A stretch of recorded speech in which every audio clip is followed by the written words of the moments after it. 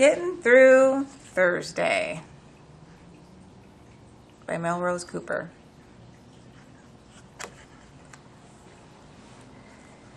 When someone says, "I'm getting through the day," what do you think they mean? Maybe it's a hard day and the person can't wait for it to be over. Look at the boy on the cover of this book. That's Andre. What he means by getting through Thursday is that Friday is payday. So on Thursday, they are a little short of money. What do you think he's doing?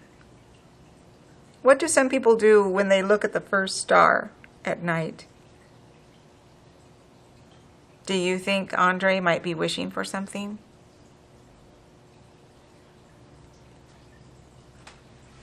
Let's find out what getting through Thursday means for Andre.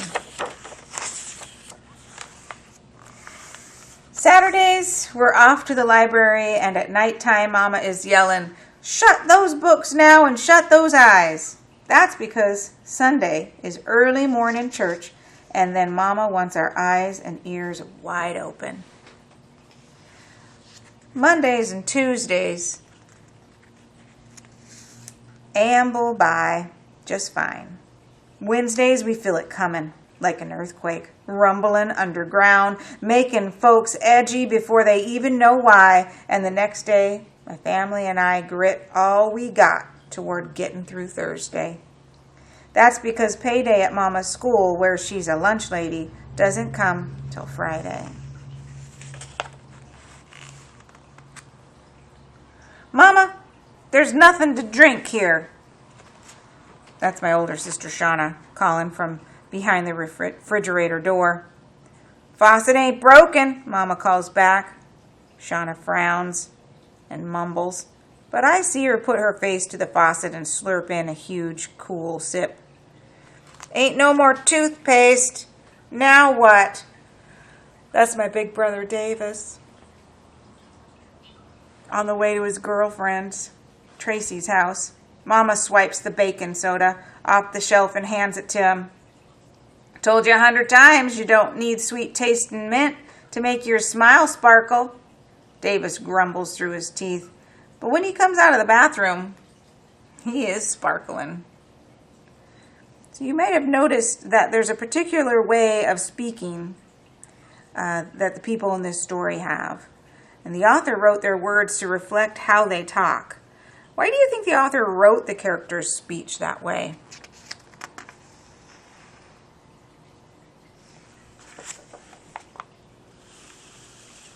Now it's my turn. "Chatter's hungry, Mama." Chatter's my pint-sized parakeet throwing an owl-sized fit. Mama opens her handbag and takes out a little plastic packet. "Here you go, Andre. Lucky someone left them on a tray, so I've been saving them. Half for today, half for tomorrow." "Thanks, Mama." I pour some sunflower seeds into Chatter's dish, and for the rest of the day, I hear him chirruping like a robin after the rain. So now we know who's telling the story. It's Andre, the boy that was on the cover. Every week's the same. The only thing different is the things we run out of. Every week except one. This particular week seemed like I had no problems. That's because of what my teacher, Mr. Mitchell, said the day before. Told us there was 2 third graders, made the honor roll, and looked right at me and Tricia Thomas with a big, wide smile when he said it. Couldn't wait. Report cards come in tomorrow's mail. Beginning of school year, Mama had said, "Any of you get on the honor roll, we'll drop everything and throw a royal party." At night, I glanced at the calendar, then I blinked, thinking maybe I'd read it wrong. But there it was, bold and black as could be. THURSDAY. I ran to the window just to see the first star and wish on it. Wish with all my might that report card day wasn't really on a you-know-what. I finally got to sleep that Wednesday night after all, knowing Mama always keeps her promises. All next day I was jumping out of my skin, wondering about when Mama would open her mail. I raced home from school, and there they all were, our report cards. I put mine at the bottom of the mail stack. Every minute crept by slow as a wounded snake. Finally, Mama noticed the mail. I held my breath. She sighed at the gas bill, made a tsk with her tongue about the junk mail. Then she said, report cards. She opened Davis's first. Improvement in English, good, she muttered. But what's this? 2 science papers not handed in? I'll get to 'em, Mama, Davis said. You'll get to 'em now, she said. But first call Shauna. Yes, ma'am, Davis grumbled, grabbing his backpack. Wow, Mama said to my sister, 89.4%. 89.4%. Almost honor roll. You did really good. Whew. For a second, I thought Shauna had beat me.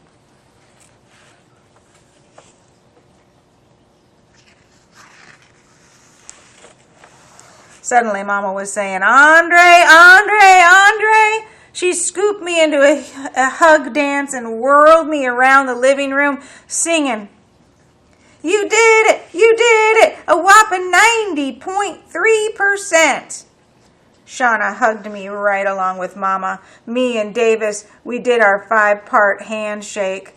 After a while, everybody calmed down and Mama continued making spaghetti supper.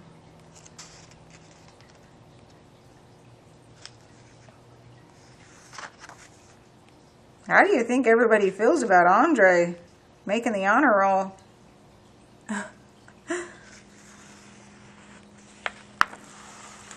Shauna started shrieking, My blush brush fell in the toilet.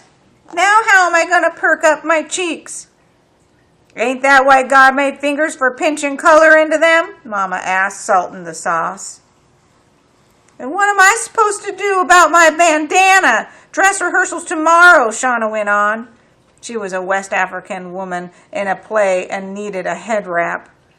Use a towel for now, Mama said, and be thankful the real play isn't till Saturday. Shauna stomped and slammed the door, but later I saw the zigzag towel sticking out of her backpack. Davis was out of loose leaf paper. Shauna ripped a sheet from her tablet. Here, do your math on this. It's supposed to be loose leaf, Davis said. I looked through our junk drawer and fished out the hole puncher. Mama smiled and grabbed the paper. Cha-ching, cha-ching, cha-ching, the puncher went. There you go. Happy now, she said. Davis shook his head, looking at the punched out paper. He couldn't hide his smile, and soon we were all laughing, and his math did get done. Mama's pretty good at solving problems. What do you think of her ideas?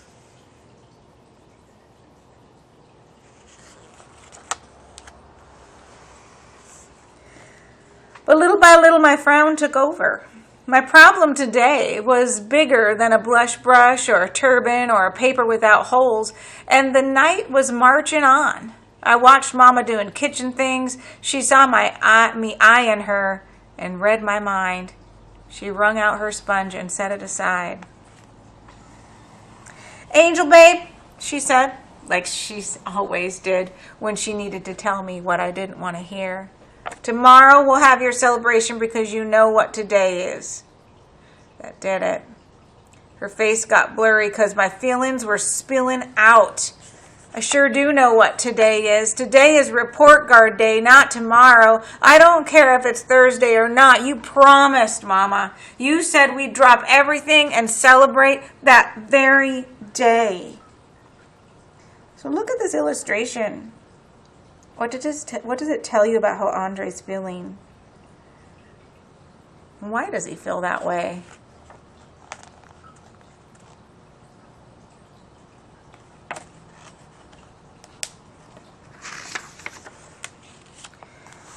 I broke away, slammed the door like Shauna, and sunk down behind it. I heard them all whispering together out there. I didn't care what they were saying. I knew it was more talk about what we can't do and can't have, all because the day is wrong. I thought about taking every calendar in the whole wide world and crossing out the Thursday, as if that was going to change things. But sometimes that kind of daydream turns the anger into something else. And pretty soon, it's not as bad as a minute before.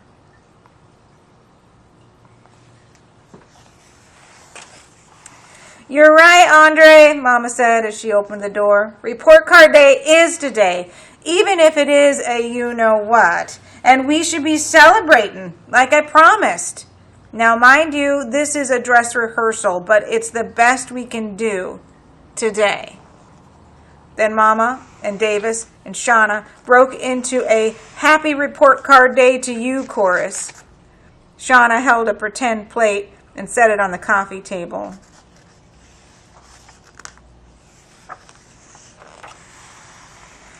Okay, said Davis, pretending to light some candles. Make your wish and blow 'em out.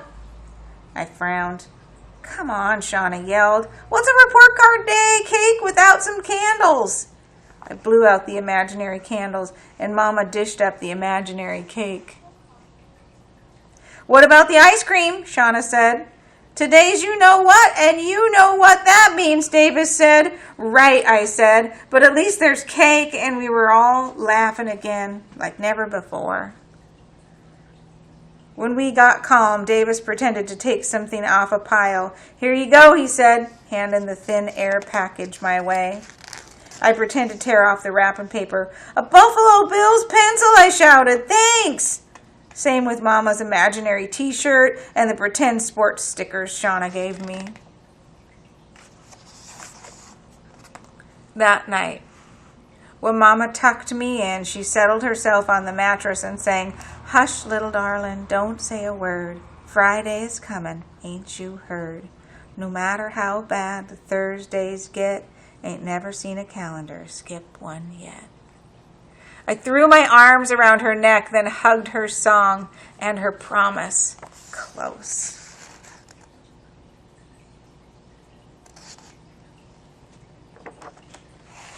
The next night, I got a real Buffalo Bills pencil and real wrapping from Davis. Same with Mama's real t-shirt and the real sports stickers from Shauna. I blew out real candles on a real cake after making a real wish. And of course, there was ice cream. And 6 days after, things were back to normal, but something about me was different. Our weeks are still the same. The only thing different is the things we run out of. We still feel the rumbling on Wednesday, and we still grit all we got. But getting through Thursday isn't so hard ever since I got my gifts that report card day, especially the ones that didn't cost a dime. So what were his gifts that he got that didn't cost a dime?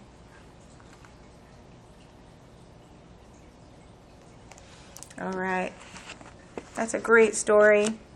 I love this character, Andre. He's so strong and resilient.